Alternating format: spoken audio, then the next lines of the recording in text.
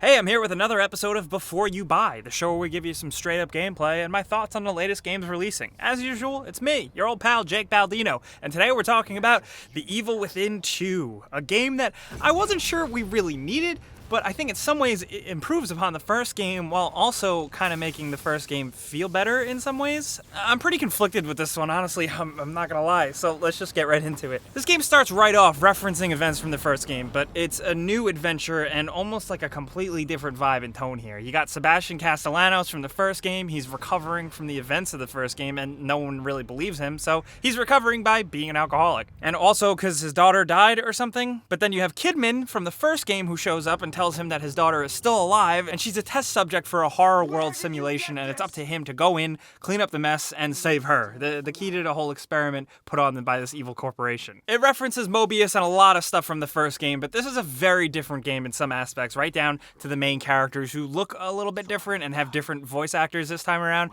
and they're not that great. Overall, the story is like pretty hokey and generic, but it's by no means awful. It will keep you fairly interested. It has a plot that's pretty clear and easy to follow, and it doesn't get too muddled like the first game did, and unlike so many video games, the game doesn't screw up the ending, I'll say that. But now, this time around, Castellanos is kind of like a horror game Max Payne or Solid Snake, and it's up to him to sneak and shoot around in an open world and do stuff. That's definitely the most controversial thing and the biggest change with The Evil Within 2. What was honestly like a pretty linear game now has quite a few of these open environments filled with like hidden areas and side quests and just kind of general open world stuff. This is where the game manages to wear a lot of surprising influences on its sleeves from stuff like Dead Rising, and even though the game feels like Shinji Mikami less than the previous game, there's lots of Resident Evil 4 vibes. That's probably because you're exploring this little American town called Union. It's all like twisted up in nightmare stuff, but it still looks and feels like a regular town. It's just riddled with monsters, and none of them are happy that you're there. Now, that open design is interesting because it was something that not many people really wanted for this type of game. I mean, side quests? Like, yuck, what the hell? But somehow, the more open design does really manage to feel consistently dreadful and spooky and survival horror-y. It's all pretty tense,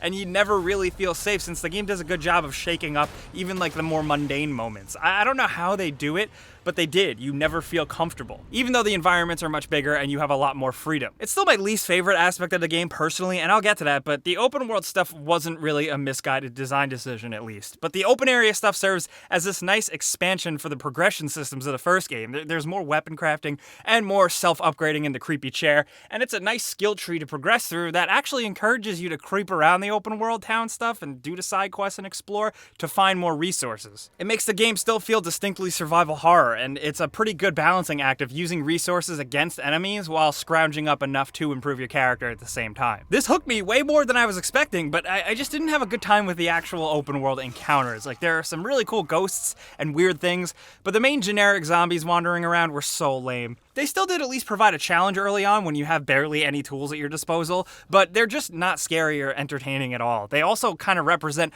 one of my least favorite aspects of the game, and that's just kind of controls and the up-close combat. Now, I'll be real, it's a survival game, so I don't expect it to control like Uncharted 4, but the melee attack's hit detection is really weird. And while the shooting and aiming feels totally fine, when zombies get in your face, it can feel kind of clunky at times. Like, couple that with some weird animation issues, and the fact that Castellanos still walks around like a slow weirdo, the game can feel a little craptastic at times. And I say slow weirdo like I understand in a survival game you're supposed to walk slower, but he just looks dumb doing it. But thankfully, like I said, the shooting feels as it should though, especially the handgun. It's got a really good punch and like this really satisfying, sharp sound to it. Visually too, the game is a bit inconsistent. I actually had frame rate issues here and there, as well as a pretty substantial amount of environment and cutscene pop in, and I played through the whole game on PlayStation 4 Pro. And overall, the look of the game isn't as hot as the first game. As much as like the black bars and filters were a bit much then, at least the game had a unique look. While this one graphically looks pretty dull, it does at least make up for it with environment design, especially the interiors. There is some weird shit going on that I think horror fans are going to want to experience. But those generic zombie encounters are totally made up for by the better creatures and the stuff you encounter. Like, there's spooky weird goo ghosts and some insane bosses, some of which I kind of only am showing the early ones because I didn't want to spoil the later ones. This is where I start to feel conflicted though with The Evil Within 2, because while I'm lukewarm on the open world stuff, I absolutely love when the game takes you out of the open world and into linear hallways and corridors and scripted horror situations. While they're not always the most challenging, there are some really awesome boss battles. There's like races to the finish line, tense moments of hide and seek, first person sequences, surrealist nightmare stuff, real world horror, and just like everything in between. There's so much going on here. While I miss the iconic creatures of the previous game, there is some really good and very different feeling stuff going on here. There's some pretty insane moments that I won't forget anytime soon, and I gotta give the game props for that. And while I am 50-50 on some elements of the game, what I did think was interesting was that I still felt compelled to see through it to the end. And what I think is worth pointing out with this game is that even though I was 50-50 on some of it, for some reason I still felt compelled to see it through the end. At the very least, like 15 hours, depending on how you play and depending on how much side quest stuff you do. You can get away with not doing a lot of it, but you're probably gonna want to see some of the interesting stuff they do with it. But all the good stuff I mentioned is when The Evil Within 2 is at its best, and it almost makes me look back more fondly on the original game. This is why I don't totally know how I feel. I can point out good and bad elements of the game,